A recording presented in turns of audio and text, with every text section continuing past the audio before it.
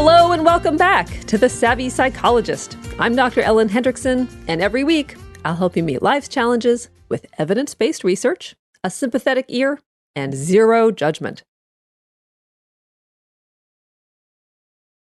So apropos to solar eclipse mania comes a quote from a 17th century French nobleman. Neither the sun nor death can be looked at steadily. 400 years later, his words still hold. And I know that these episodes are not exactly cocktail party conversation, but never talking about our deepest fears only makes them grow bigger. Therefore, last week we tackled 2 questions about the physical aspects of death. Does it hurt? And what will my final moments be like? This week, we'll continue on with 4 psychological questions about death.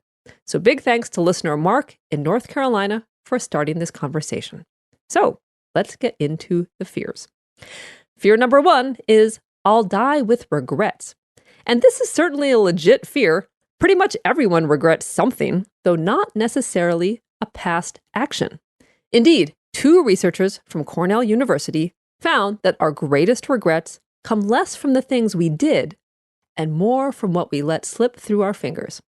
As they put it, quote, actions produce greater regret in the short term, whereas inactions generate more regret in the long run. So why do we more often regret the road not taken? Well, the reason may be simple. Mistaken actions can often be corrected. You can ask for forgiveness, make amends, or try again. But missed opportunities, whether it's Decca Records not signing the Beatles, or any one of us wondering what would have happened if we asked out our college crush, don't usually come around again. Which brings us to what to do. Well, the usual argument against regret is that it's unproductive. Don't cry over spilt milk, let it go, it is what it is. But you can also look at regret as an opportunity. In recognizing and regretting our mistakes, we inherently grow and recalibrate. Regret is a lesson learned, and it can propel you to make different, better choices in the future.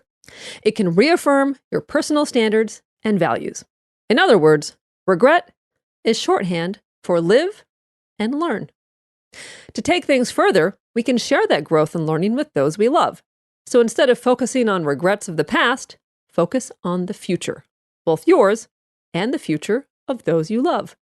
What can you do to make their future brighter and better? Learn from your regrets and pass on the wisdom you've earned. Fear number 2 is, I'll die without repairing broken relationships. Okay, long estrangement, unresolved conflict, and ongoing drama are all like an infestation of termites. It eats away at your foundation and makes everything shakier. But to borrow from Smokey the Bear, only you can make amends. When you're asking for forgiveness, 2 things are vital to making it real and making it stick. First is acceptance of responsibility. Take full ownership of whatever happened. And second, actively try to repair the relationship. Whether through words or actions, show that you're sorry and that you care. Now, making peace and asking for forgiveness is really hard. But one way to motivate yourself is to make relationship repair part of your bucket list. In addition to skydiving or visiting the Great Wall, aim to make amends with people you have wronged and make peace with those who have wronged you. And while that takes way more courage than bungee jumping, the potential rewards are far greater than any adrenaline rush. Okay, now that we've had that palate cleanser, back to fear number 3. I don't have a faith, and I'm afraid that there's nothing after death. I worry that this is it.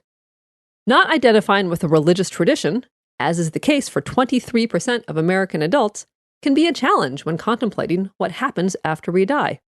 Many world religions offer the idea of immortality through an afterlife or reincarnation, which can reduce fear of dying. And furthermore, decades of research find that practicing a religion goes along with generally positive outcomes, offering the faithful meaning, purpose, a moral compass, and importantly, a community. But in 2016, a multicultural team of researchers from both the United States and Iran conducted a thought-provoking study that found a belief in science can offer many of the same benefits. Much like a strong religious faith, A strong belief in science, it turns out, goes along with happiness, lower stress, and, germane to our topic, lower anxiety about death. Why? Well, it goes without saying that science is not a religion, and all religions are not the same. But when researchers crunched the numbers, they found that there were two links between well-being and scientific or religious beliefs: hope and purpose. In essence, science offers hope in a better future and infuses our lives with purpose by working to relieve human suffering and enhance the human experience. And that meshes well with many world religions. And finally, fear number 4, I'll die without having lived my life to the fullest. Many people worry they'll die before their time, that they'll never drink champagne in Champagne, go back to school to get their bachelor's degree, or run a marathon. And part of the end of life is the loss of a future, the opportunity to plan and do and experience more. And that can be really hard to come to terms with. But living life to the fullest goes beyond experiencing the adventures the world has to offer or the achievements you set out to accomplish. It also means contributing and leaving the world a better place. So think about what your purpose has been. It doesn't have to be earth-shattering. You don't have to cure cancer or eradicate hunger, though those wouldn't be too shabby. But did you put time, sweat, and energy towards a larger cause? Did you inspire, support, or make someone feel good about themselves through your words, actions, or gratitude? Did you brighten the days of others?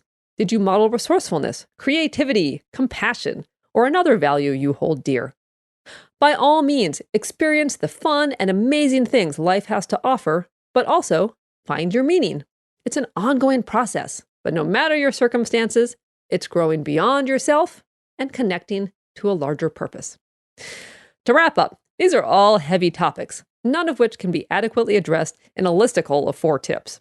So, if you're just starting to contemplate your existence and someday its end, keep reading, talking, and reflecting. The fact that humans are the only animals who know they will someday die can be a burden, but it can also be a blessing if you use that knowledge to live well. So, while walking through that valley and that shadow may be far off, it's good to take a look at the map, because doing so might change your route through life. Okay, here concludes our 2 weeks on the heaviest of heavy topics.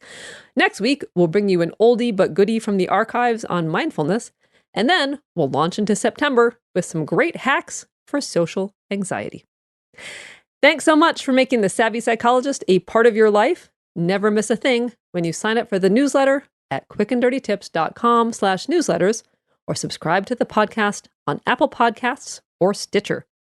You can also listen on Spotify, follow on Twitter at QDTSavvyPsych, or like on Facebook, where there are always links to episodes no longer available on Apple Podcasts. I'm Dr. Ellen Hendriksen, and the Savvy Psychologist is strictly for informational purposes and doesn't substitute for mental health care from a licensed professional. Have a wonderful week. I'll see you all next Friday for a happier, healthier mind.